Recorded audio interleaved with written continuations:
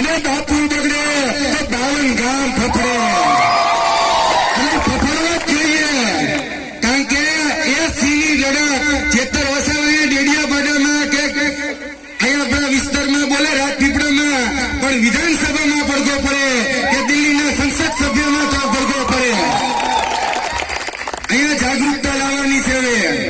નહીં તો હમણાં નિરંજનભાઈએ જે વાત કરી ને કે આપણા દાહોદમાં જ એક બાળકી ઉપર દુષ્કર્મ થયું, હજી સુધી દાહોદના ધારાસભ્ય કે દાહોદના આગેવાનો ત્યાં હજી સુદ્ધા આવ્યા નથી. કેમ? કારણ કે એના બાપાને બચાવવામાં પડ્યા છે.